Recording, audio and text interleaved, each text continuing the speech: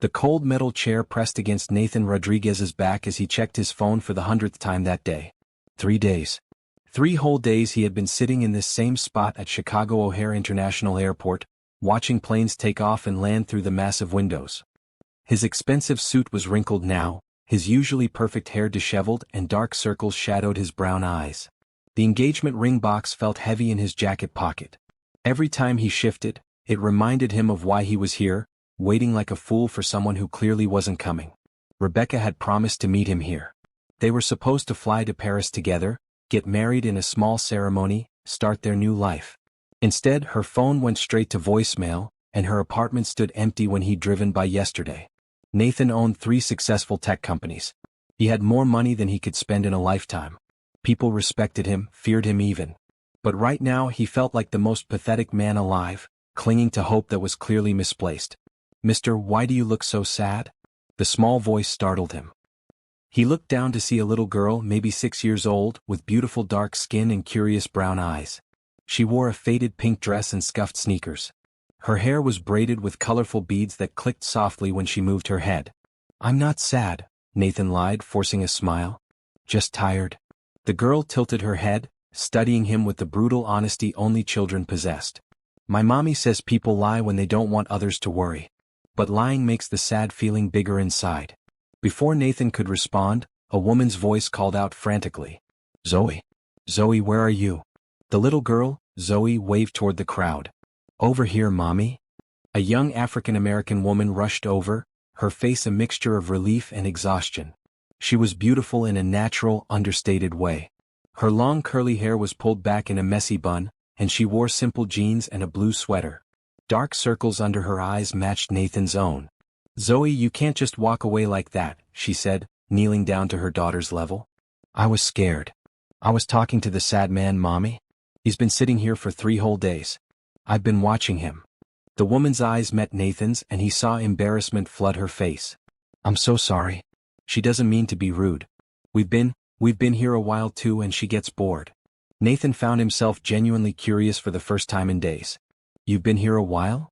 The woman hesitated, then nodded. 2 days now. We're waiting for someone too."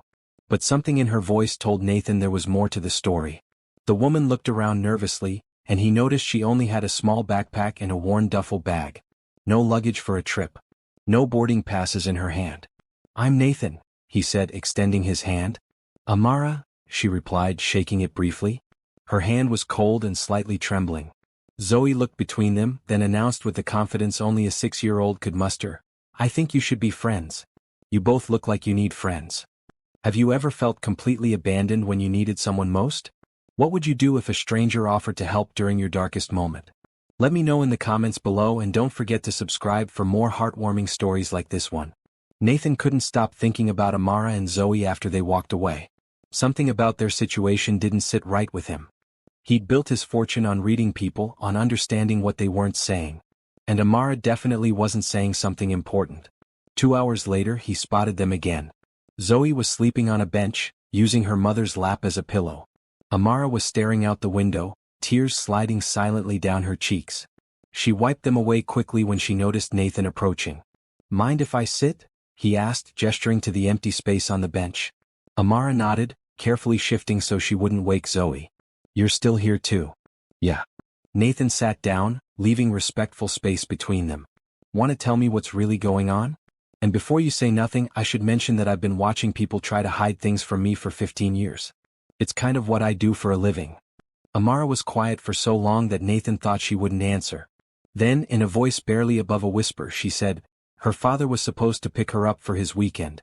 He texted me to meet him here instead of his apartment. Said he had a surprise trip planned for them. And he never showed up. That was 2 days ago." More tears came, and this time she didn't bother wiping them away. "I can't reach him. His phone is disconnected. His apartment is empty. He just disappeared." Nathan felt anger building in his chest. What kind of man abandoned his own child? "Have you called the police?" "They said since there's no immediate danger and he's her legal father, they can't do much unless he stays missing for longer. They told me to go home and wait." She laughed bitterly. "Except I don't have a home to go to anymore." "What do you mean?" Amara looked down at her sleeping daughter. I gave up my apartment 3 weeks ago. Jeff, Zoe's father, said we could move in with him. Start over as a family. I believed him. I gave notice at both my jobs, spent my savings on new clothes for Zoe, even bought him a welcome home gift. She touched the small duffel bag. Everything we own is in these bags. The full picture was starting to form and Nathan felt sick. This woman and her child were essentially homeless, stranded at an airport, waiting for someone who clearly wasn't coming. You can't stay here, he said. We don't have much choice right now. I have maybe $200 left. Not enough for an apartment deposit, definitely not enough for a hotel for more than a day or two. Nathan pulled out his wallet and started counting bills. Here's what we're going to do. No. Amara's voice was firm. I appreciate the thought, but I can't take your money. I don't even know you. You're right, you don't know me. But I know what it's like to be disappointed by someone you trusted. And I know what it's like to feel alone. He held out $500. This isn't charity. Consider it an investment. Investment in what? In proving that not everyone in this world is terrible. Nathan smiled, the first genuine smile he'd felt in days. Take the money. Get a hotel room. Get some food. Give yourself time to figure out your next move. Zoe stirred in her mother's lap, blinking sleepily. Mommy? Is the sad man helping us? Amara looked at her daughter, then at Nathan, then at the money in his hand.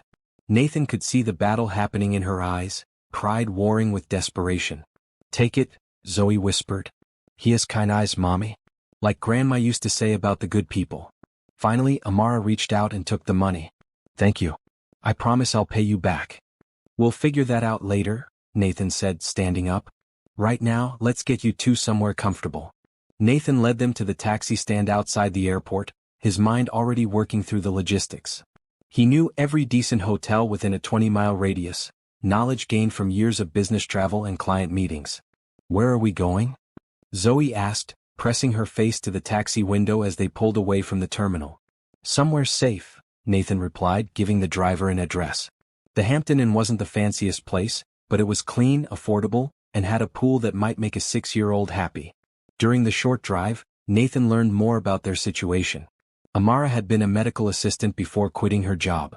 She'd also worked part-time at a bookstore to make ends meet. Zoe was supposed to start first grade in a few weeks, but now they had no address to register her anywhere. At the hotel, Nathan handled the check-in process while Amara and Zoe waited in the lobby. The desk clerk, a young man named Trevor, recognized Nathan immediately. Mr. Rodriguez. Good to see you again. Business or pleasure this time? Neither. I need a room for my friends here. Nathan gestured toward Amara and Zoe. Something with 2 beds, preferably overlooking the pool if you have it. Absolutely. How many nights? Nathan looked back at Amara, who was watching the interaction with wide eyes. Let's start with a week and see how things go. I can't let you do that, Amara said, approaching the desk. That's too much. It's done, Nathan said simply, handing her the key card. Room 237. Second floor, elevator is right over there. Zoe tugged on Nathan's jacket. Are you coming with us? I think your mom needs some time to rest and figure things out. But I'll check on you tomorrow if that's okay with your mom. Amara hesitated, then nodded. Zoe would like that. As they headed toward the elevator, Zoe called back, Nathan, what room are you in? I'm not staying here, sweetheart. I have my own place. But what if you get lonely? What if the sad feelings come back? Nathan felt something crack inside his chest at the innocent concern in her voice. I'll be fine. You take care of your mom, okay? The elevator doors closed, but not before Nathan saw Zoe wave enthusiastically through the glass. He stood in the lobby for a moment, unsure why he felt reluctant to leave. His penthouse apartment awaited, along with the bottle of expensive scotch he'd been avoiding for 3 days. Instead, he found himself walking to the hotel restaurant. Table for one? The hostess asked. Nathan looked around the nearly empty restaurant, then back toward the elevators. Actually, could you prepare a dinner order for room service? Something kid-friendly but good quality. And maybe some basic groceries, snacks, that sort of thing? Certainly. What room? 237. Put it on my account. And make sure they know it's from a friend. 20 minutes later, Nathan was sitting in his car in the hotel parking lot, watching as a room service cart was wheeled toward the elevator. His phone buzzed with a text from an unknown number. Thank you doesn't seem like enough. But thank you. Amara. Nathan typed back quickly. Get some rest. Tomorrow we'll figure out the next steps. He started his car but didn't drive away immediately. For the first time in 3 days he wasn't thinking about Rebecca or the wedding that would never happen. Instead he was thinking about a little girl with beaded braids and a woman who was too proud to accept help but too desperate to refuse it. His phone buzzed again. This time the message just said, "The sad man needs friends too. Zoe, mommy is letting me text." Nathan laughed out loud for the first time in weeks. Nathan woke up the next morning with more energy than he'd felt in months.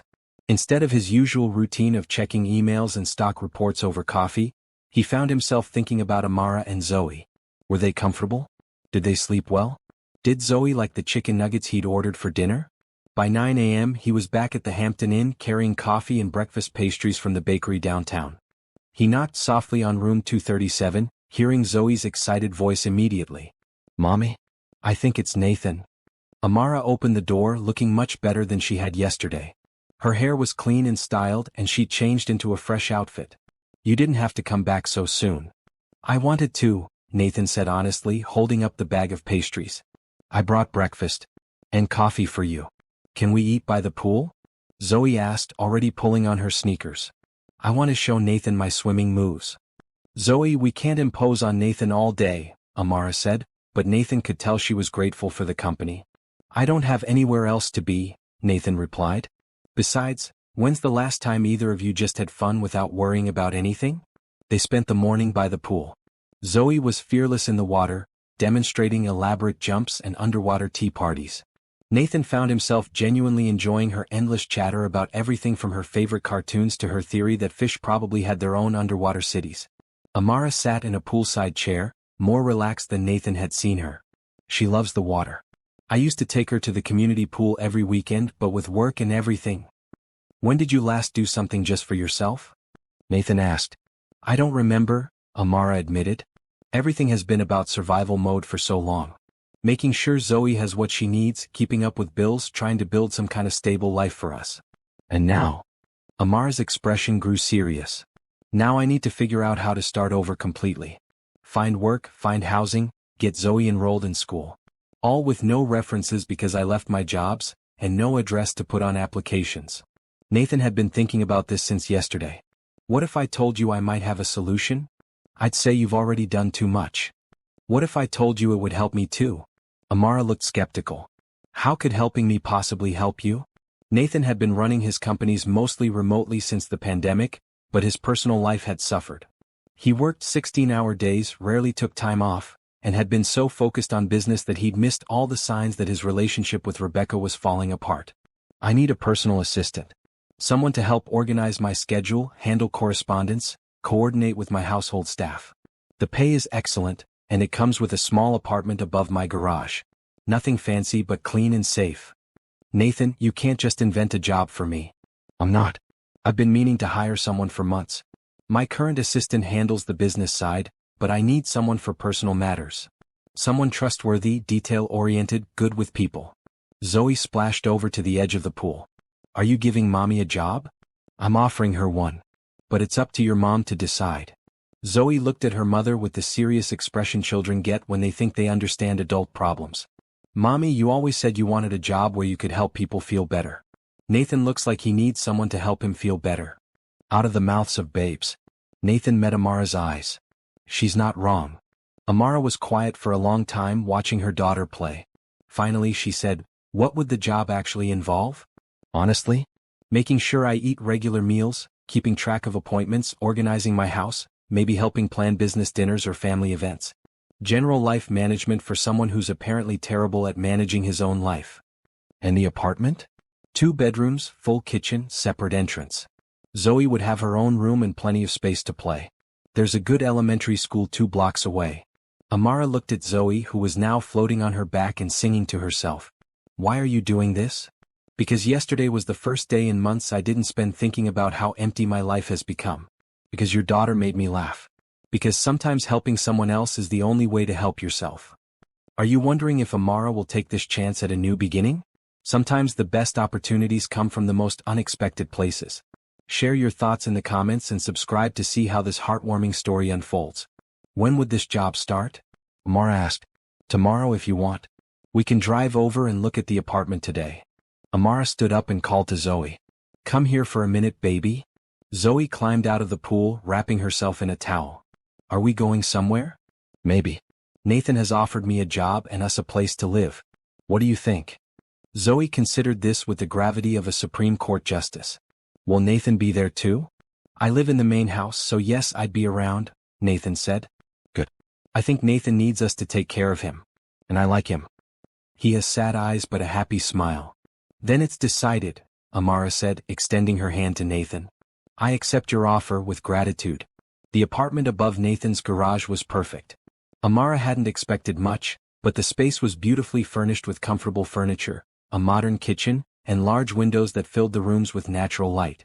Zoe immediately claimed the smaller bedroom, exclaiming over the built-in bookshelf and the view of Nathan's garden. "The previous owners used this as a guest house," Nathan explained, showing them around. "I've been using it for storage mostly, but I had it cleaned and furnished last month. Just in case." "Just in case of what?" Amara asked. Nathan shrugged, looking almost embarrassed. "I guess I hope someday I'd have family or friends who might need a place to stay. Seems like good timing." Over the next few days they fell into an easy routine. Amara's job duties were more varied and interesting than she'd expected.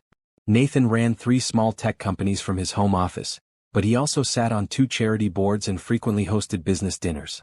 Her first week involved organizing his chaotic filing system, coordinating with his cleaning service, and planning a dinner party for 12 people.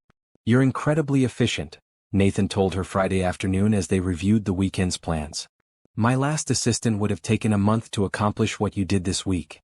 "I'm motivated," Amara replied simply. "This job, this place, it's exactly what Zoe and I needed." What surprised Amara most was how naturally Nathan fit into their daily routine. He joined them for breakfast most mornings, usually bringing fresh fruit from his garden or pastries from the bakery.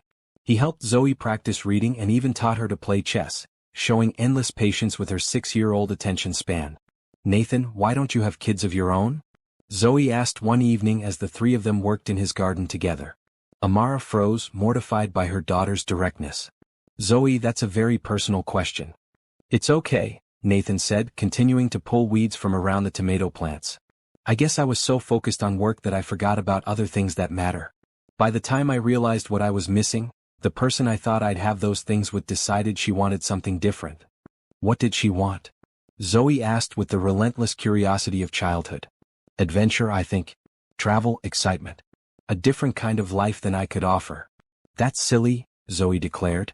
"You have the best life. You have a garden and a big house and you're nice to people who need help." "She must not have been very smart." Nathan laughed, but Amara caught the flash of pain in his eyes. "Maybe she was smart to realize we weren't right for each other before it was too late." That evening, after Zoe was in bed, Amara found Nathan sitting on his back porch with a glass of wine, looking thoughtful. "Mind if I join you?" she asked. "Please." He gestured to the chair beside him. "Glass of wine. That sounds perfect." They sat in comfortable silence for a while, listening to the crickets and watching fireflies blink in the garden. Finally, Amara said, "Zoe was out of line earlier." "I'm sorry." "Don't be. Kids ask the questions adults are too polite to voice. Besides, she's not wrong. Rebecca probably was smart to leave before we made a bigger mistake." "Do you really believe that?" Nathan considered the question. "I'm starting to. I spent 3 days at that airport feeling sorry for myself, thinking my life was over. But if she hadn't left, I would never have met you and Zoe. I wouldn't have realized how lonely I'd been, or how much better life is when you have people to care about." Amara felt her heart skip a beat at his words, but she kept her voice casual. "We're grateful to be here. Both of us. Even though I work too much and probably hover too much when Zoe's doing homework?" "Especially because of that," Amara said with a smile. "She's never had a male figure who cared about her education or her daily life. Jeff was absent even when he was physically present." "His loss," Nathan said simply. They talked until nearly midnight, sharing stories about their childhoods, their dreams, their fears. Amara learned that Nathan had grown up poor, the son of immigrant parents who worked multiple jobs to support their family. His success had come from years of 18-hour days and calculated risks. "What about you?" Nathan asked. "What did you want to be when you were Zoe's age?" "A teacher," Amara admitted. "I wanted to help kids learn and grow. But life got in the way. I got pregnant young, had to work instead of finishing college. Sometimes I wonder what might have been different if I'd made other choices." It's not too late, Nathan said. If you wanted to go back to school, finish your degree, we could figure out a way to make it work. Amara felt tears prick her eyes at the casual way he included himself in her future plans. Why do you do that? Do what? Make everything seem possible. Make me feel like my dreams might actually be achievable. Nathan leaned forward in his chair, his expression serious. Because they are achievable. You're smart, you're hardworking, and you've already proven you can overcome incredible obstacles. The only thing standing between you and your dreams now is opportunity. And you're offering to be that opportunity? I'm offering to be your friend. Friends help each other reach their goals. Friends. The word should have been reassuring, but instead it left Amara feeling oddly disappointed. She was developing feelings for Nathan that went well beyond friendship, but she couldn't risk ruining the stability he'd provided for her and Zoe. Thank you, she said softly. For everything. Thank you too. For making my house feel like a home. 3 weeks into their new arrangement, Amara was surprised by how seamlessly they'd become a unit. Nathan no longer felt like her employer. He felt like family. He attended Zoe's school orientation, helped with homework, and even learned to braid hair after Zoe declared that his first attempt looked like spaghetti. But Amara could see that Nathan was still carrying pain from his past. He worked late most nights, and she sometimes heard him pacing in his office during the early morning hours. She wanted to help, but wasn't sure how to broach such a personal topic. The opportunity came unexpectedly on a rainy Thursday evening. Amara had just finished putting Zoe to bed when she heard a crash from the main house, followed by cursing. She found Nathan in his kitchen, surrounded by the remnants of what appeared to have been his dinner. Are you okay? She asked, grabbing paper towels to help clean up. Fine. Just clumsy. But Nathan's voice was tight with frustration, and she noticed his hands were shaking slightly. When's the last time you ate a real meal? Amara asked gently. I don't know. This morning? Yesterday? Nathan sat down heavily in one of the kitchen chairs. I've been thinking about Rebecca a lot lately. Not missing her, exactly, but trying to understand how I got everything so wrong. Amara finished cleaning up the spilled food, then sat across from him. Do you want to talk about it? I keep going over our relationship looking for signs I missed. But the truth is, I don't think there were any signs. I think she was just as confused as I was. What do you mean? Nathan ran his hands through his hair. We met at a business conference 2 years ago. She was smart, beautiful, successful in her own right. We had similar goals, similar backgrounds. On paper we were perfect for each other. But we were more like business partners than people in love. We coordinated schedules, attended events together, even bought a house together. But we never just existed together. We never sat on the porch talking until midnight, or laughed until our stomachs hurt, or felt completely comfortable in silence. Amara's heart ached for him. That doesn't make you a failure, Nathan. It just means you weren't right for each other. The worst part is, I don't think I even loved her. Not really. I loved the idea of her, the way she fit into my 5-year plan. But I didn't know her favorite song, or what made her laugh, or how she liked her coffee. Do you know those things about us? Amara asked quietly. Nathan looked up, meeting her eyes. Zoe's favorite song is Under the Sea, from The Little Mermaid, but only when she can sing along loudly and off-key. She laughs hardest at her own jokes, especially the ones that don't make sense. And you take your coffee with just a little cream, no sugar, and you always hold the mug with both hands like you're trying to warm your whole body. Amara felt tears gathering in her eyes. Nathan. I know more about you and Zoe after 3 weeks than I learned about Rebecca in 2 years. That has to mean something. Before Amara could respond, they heard the apartment door open and small feet running across the floor above them. Mommy? Zoe's voice called out. I had a bad dream. I should go, Amara said, standing up. Nathan caught her hand gently. Amara, I need you to know. What I feel for you, for both of you, it's not just gratitude or loneliness. It's something I've never felt before. I know, Amara whispered. I feel it too. But Nathan, I can't risk Zoe's security. If this doesn't work out. Mommy? Zoe's voice was getting more insistent. Go take care of her, Nathan said, releasing her hand. But think about what I said. Some risks are worth taking. Amara found Zoe sitting up in bed, clutching her stuffed elephant. Bad dream, baby? I dreamed that we had to leave Nathan's house and go back to the airport, Zoe said, wrapping her arms around her mother. Promise we won't have to leave. I promise we have a home here as long as we want it, Amara said, hoping it was true. Good. 'Cause I love Nathan. And I think he loves us too. Amara kissed her daughter's forehead. What makes you think that? He looks at you the way Daddy looks at Mommy in my princess movies. All sparkly and happy. And he always makes sure I have the good cereal and that you get the last piece of pie. Sometimes 6-year-olds saw things more clearly than adults. Go back to sleep, sweetheart. Everything is going to be okay. As Amara tucked Zoe back into bed, she realized Nathan was right. Some risks were worth taking. The question was whether she was brave enough to take them. The next morning brought an unusual request. Nathan knocked on their apartment door at 7 a.m., looking nervous and holding a large gift bag. I have a favor to ask, he said when Amara opened the door. My sister Carmen is getting married next weekend, and I'm supposed to bring a date to the wedding. I know it's presumptuous, but would you consider going with me? What about me? Zoe asked, appearing at her mother's side in her pajamas. You're invited too, of course. Carmen specifically asked me to bring you. Apparently, she's excited to meet the little girl who's been teaching me to braid hair. Zoe clapped her hands together. A wedding? Can I wear a fancy dress? Nathan held up the gift bag with a smile. That's what this is for. But only if your mom says yes. Amara felt torn. Attending a family wedding felt like a big step, more intimate than their current arrangement. But Zoe was already peeking into the bag, gasping over what appeared to be a beautiful purple dress. It's so pretty, Zoe exclaimed. Mommy, please say yes. Nathan, this is too much, Amara started, but he interrupted her. Carmen's wedding is important to me. She's my only family and I want to share it with the people who matter most. That's you and Zoe. The people who matter most. The words sent warmth spreading through Amara's chest. Okay. Yes. We'll go. Really? Nathan's face lit up with genuine excitement. Really? But I need to buy a dress.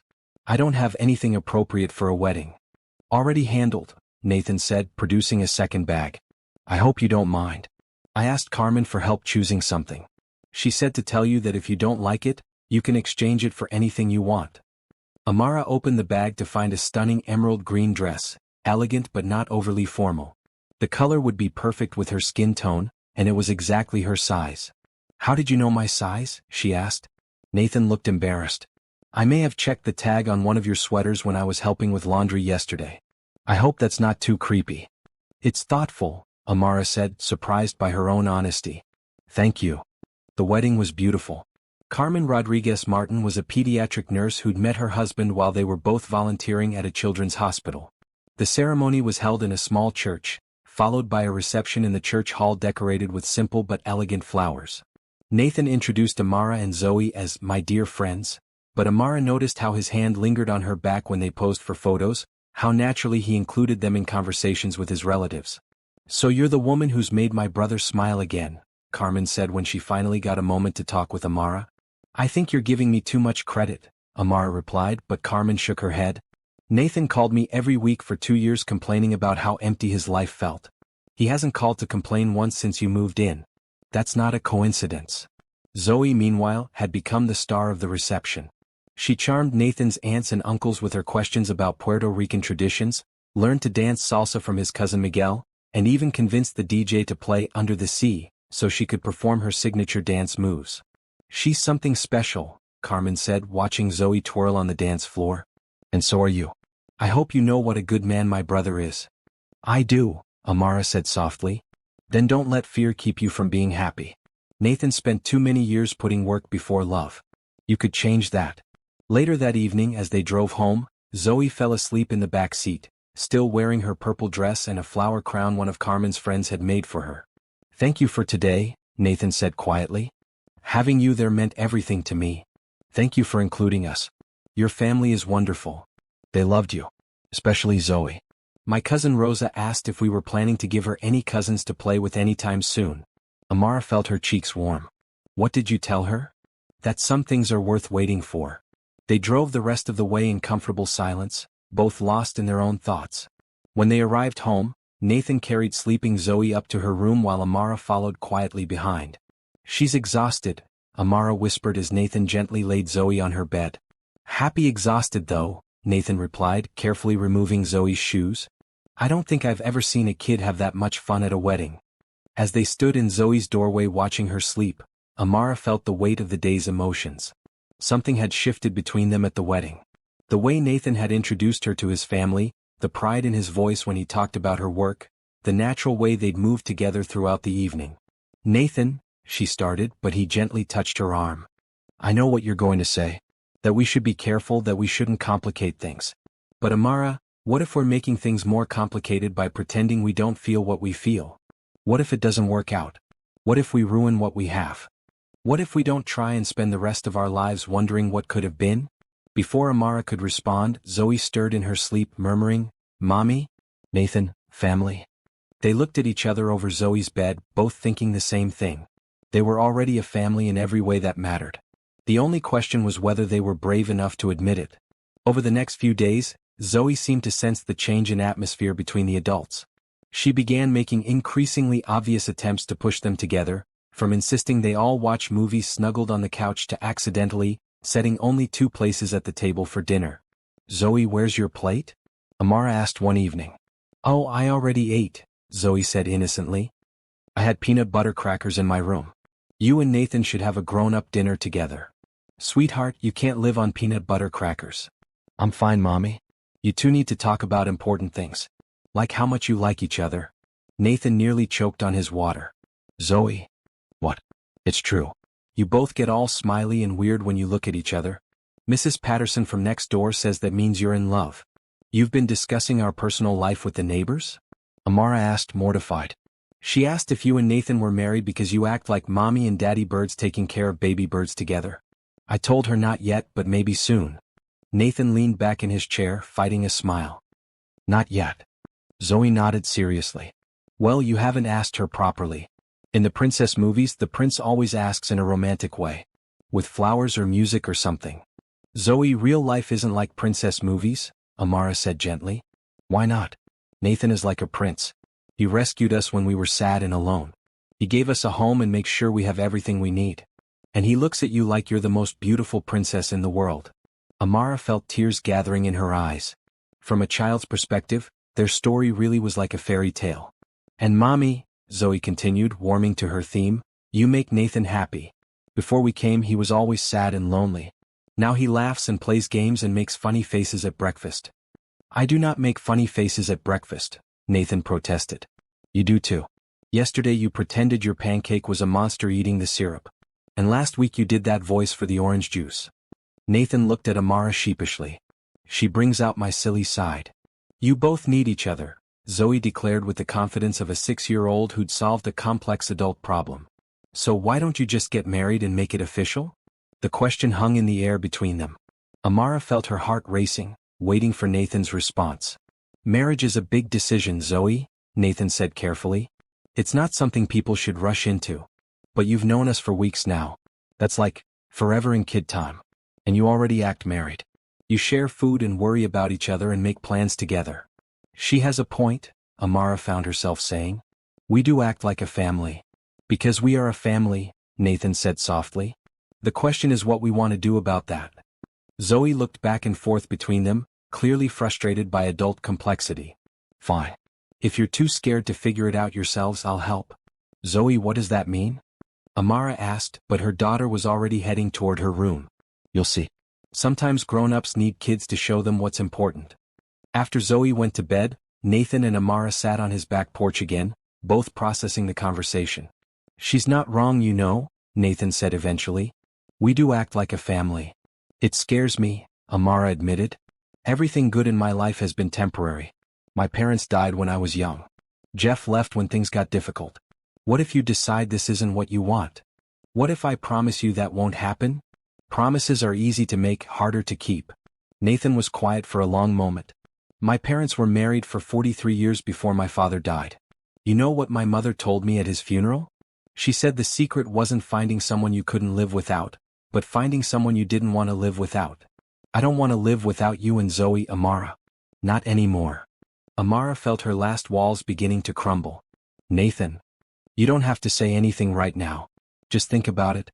Think about the possibility that this could be permanent, that we could build something real together."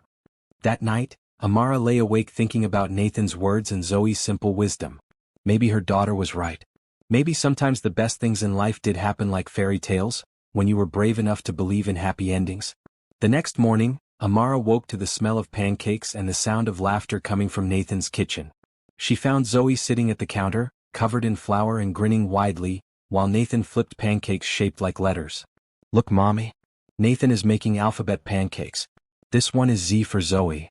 And this one," Nathan said, sliding a pancake onto a plate, "is A for Amara." "What's that one?" Amara asked, pointing to a heart-shaped pancake. "That one is L for love," Zoe announced before Nathan could answer. "Because Nathan loves us and we love Nathan, even if you're both too silly to say it out loud." Nathan and Amara looked at each other over Zoe's head, both smiling despite themselves. "You're right, sweetheart," Nathan said quietly. "I do love you both." "See," Zoe said triumphantly. "I told you grown-ups make things too complicated." After breakfast, while Zoe was getting dressed for school, Nathan asked Amara to join him in his office. "I have something I want to discuss with you," he said, gesturing for her to sit in one of the comfortable chairs across from his desk. "That sounds serious." "It is, but in a good way." Nathan pulled out a folder from his desk drawer. "I've been thinking about what you said about wanting to finish your education and become a teacher." "Nathan, we talked about this. It's not practical right now." "What if it was?" Nathan interrupted gently. "What if I told you I found a way to make it work?" He opened the folder and showed her several printed pages. "There's a state university about 30 minutes from here that offers an accelerated degree program for working adults. You could finish your bachelor's degree in 18 months, then get your teaching certification." Amara looked at the papers, her heart racing. "Nathan, I can't afford college tuition." "The company has an educational assistance program for employees. It would cover your full tuition plus books and supplies." "You don't have an educational assistance program. I handle your employee benefits." Nathan smiled. "We do as of this morning. I had my lawyers draw up the paperwork yesterday. It's a legitimate business expense and it benefits both of us. You get your education and I get an even more qualified assistant." Amara stared at him, overwhelmed. "You created an entire employee benefit program just for me?" "I created it for any employee who wants to better themselves. You just happen to be the first one who qualifies." "Nathan, this is too much. The tuition, the time I'd need to take off for classes. Your job duties would adjust around your class schedule. And Zoe could stay with me when you have evening classes or need to study. You've thought of everything. I've thought about your happiness, about giving you the chance to achieve your dreams." Amara felt tears gathering in her eyes. "Why do you keep doing this? Why do you keep making my dreams possible?" Nathan moved from behind his desk to kneel in front of her chair. "Because your dreams matter to me. Because seeing you happy makes me happy. Because I want to spend the rest of my life helping you and Zoe achieve everything you've ever wanted." "Nathan, I know we've been dancing around this for weeks, but I need to say it plainly. I love you, Amara. I love your strength, your kindness, the way you've made my house feel like a home. I love how you always think of others before yourself, and how you've taught me that success means nothing if you don't have people to share it with." "I love you too," Amara whispered, the words feeling like a relief to finally say out loud. "But Nathan, I'm scared. What if?" "No what ifs," Nathan said, taking her hands in his. "Just yes or no. Will you let me love you? Will you let me be part of your family officially?" Before Amara could answer, they heard Zoe's voice from the kitchen. "Are you two done talking about feelings yet? I'm going to be late for school." They looked at each other and started laughing. "She's going to be impossible if she thinks she orchestrated this," Amara said. "She kind of did," Nathan replied. "Smart kid. She gets that from her mother." "So what do I tell her when she asks if we're getting married now?" "You tell her yes," Nathan said simply. "If that's what you want to." Amara looked into his eyes and saw nothing but love, commitment, and hope for their future together. "Yes," she said. "Yes to all of it. The job, the education, the family, everything." Nathan stood up and pulled her into his arms, kissing her softly. "I promise you won't regret this." "I know I won't. I love you, Nathan Rodriguez." "And I love you, Amara Johnson." From the kitchen they heard Zoe calling again. "If you're kissing in there, I want to see. I planned this whole thing." They broke apart, laughing, and went to include Zoe in their happiness. 3 months later, life had settled into a wonderful new normal. Amara had started her college classes and was thriving in her education courses. Zoe had made friends at her new school and was excelling in first grade. Nathan had never been happier, both professionally and personally. They hadn't talked about marriage again since that morning in Nathan's office, but the understanding was there between them. They were a family in every way that mattered. They just hadn't made it official yet. That changed on a Saturday morning in late November. Nathan had planned a special day for the three of them, starting with breakfast at their favorite pancake house, followed by a visit to the Children's Museum, and ending with dinner at the nice Italian restaurant Zoe loved.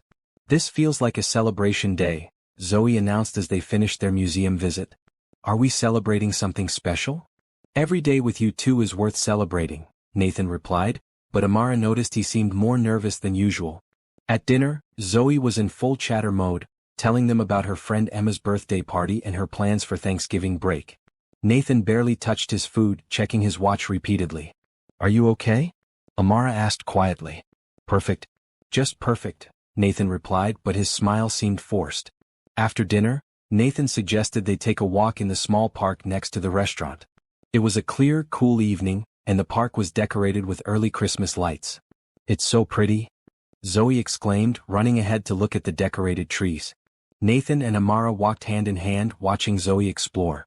The park was nearly empty except for an older couple sitting on a bench feeding ducks at the small pond. "Nathan, you've been acting strange all day," Amara said. "What's going on?" Before Nathan could answer, Zoe came running back to them, her eyes shining with excitement. "Guess what I just figured out," she announced. "What's that, sweetheart?" Amara asked. Zoe looked between them, then took a deep breath like she was about to make an important announcement. "Nathan, you should marry my mommy." Nathan and Amara exchanged glances, both smiling at Zoe's timing. "That's an interesting idea," Nathan said carefully. "What makes you think so?" "Because you love each other and we're already a family and it would make everything official.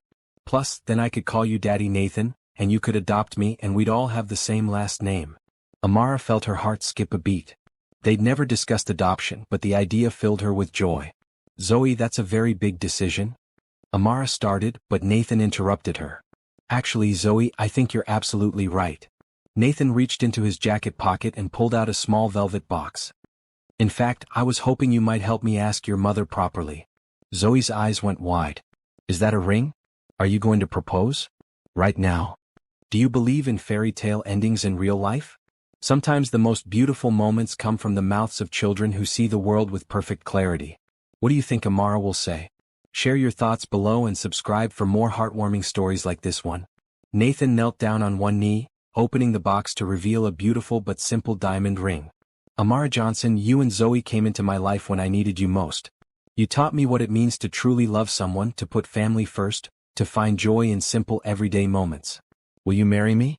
Will you let me be Zoe's father and your husband for the rest of our lives?" Amara looked down at Nathan, then at Zoe, who was practically bouncing with excitement. "Yes," she said, laughing and crying at the same time. "Yes, of course, yes." Nathan slipped the ring onto her finger, then stood up and swept both Amara and Zoe into his arms. "We're getting married," Zoe shouted loud enough for the entire park to hear. "My mommy is marrying Nathan, and we're going to be a real family." The older couple by the pond started clapping, and soon other people in the park joined in. Zoe took a bow like she just performed in a play. "When's the wedding?" Zoe asked as they walked back to the car. "Can I be the flower girl? Can we have dancing? Can we have cake?" "Yes to all of it," Nathan said. "But first there's one more thing." He stopped walking and looked down at Zoe seriously. "Zoe, I love your mother very much and I love you too. If it's okay with you after we're married, I'd like to adopt you officially. You'd be my daughter in every legal way, and you could take my last name if you wanted to." Zoe looked thoughtful for a moment. "Would I still remember my birth daddy?" "Of course," Amara said gently. "We would never ask you to forget anyone who's part of your story. But Nathan would be your daddy from now on, the one who takes care of you and loves you every day." "Then yes," Zoe said decisively. "I want Nathan to be my real daddy. Can I start calling you daddy now, or do I have to wait for the adoption papers?" Nathan's eyes filled with tears. "You can call me whatever feels right to you, sweetheart." "Daddy Nathan," Zoe said, trying it out. "I like how that sounds." As they drove home, Zoe chattered excitedly about wedding plans from the back seat while Nathan and Amara held hands over the center console. "Are you sure about the adoption?" Amara asked quietly. "It's a big commitment." "Amara, I've been her father in every way that matters for months already. Making it legal just makes it official. Besides, someone needs to be there to embarrass her when she starts dating in about 10 years. "Daddy Nathan," Zoe called from the back seat, "will you teach me to dance at the wedding? I want to dance with you like the father and daughter do in movies." "It would be my honor, princess." That night, After Zoe had finally fallen asleep, it took 3 bedtime stories and multiple reassurances that the wedding was really happening. Nathan and Amara sat on their porch talking about their future. "I can't believe this is really happening," Amara said, looking down at her ring. "6 months ago we were stranded at an airport with nothing. Now we have everything." "We had everything the moment we decided to trust each other," Nathan replied. "The rest is just paperwork. I love you, Nathan Rodriguez. Soon to be my husband. I love you too, Amara. Soon to be Rodriguez. And I love that little girl in there who somehow knew exactly what we needed before we did. She's pretty smart for a 6-year-old. Wonder where she gets that." They were married 3 months later in a small ceremony at the same church where Carmen had been married. Zoe was indeed the flower girl, wearing a dress that exactly matched Amara's. Carmen was the maid of honor, and Nathan's cousin Miguel served as best man. During the ceremony, when the minister asked if anyone objected to the union, Zoe stood up in the front row and announced, "Nobody better object. I planned this whole thing." The entire congregation burst into laughter, and Nathan had to wipe tears from his eyes. At the reception, Nathan and Zoe shared their promised father-daughter dance to "You've Got a Friend in Me," while Amara watched from their table, her heart so full she thought it might burst. Later, as they cut their cake, Zoe stood between them, insisting she help with every slice. "This is the best wedding ever," she declared, getting frosting on her dress. "And now we're officially the Rodriguez family." "How does it feel to be Zoe Rodriguez?" Nathan asked, ruffling her hair. "Perfect," Zoe said with a huge grin. "Just like I always knew it would be." As they danced their first dance as husband and wife, Nathan whispered in Amara's ear, "Thank you for saying yes that day at the airport." "Thank you for waiting 3 days for us to find you," Amara replied. "I'd have waited forever if I'd known what was coming." "Well, you'll never have to wait alone again. We're a family now." "The best kind of family," Nathan agreed, spinning her around as Zoe clapped and cheered from the sidelines. "The kind that chooses each other." And as they danced under the twinkling lights, surrounded by family and friends who had witnessed their journey from strangers to soulmates, Nathan knew that sometimes the best things in life really did come to those who waited. Especially when they waited with an open heart and the wisdom of a 6-year-old to guide them home.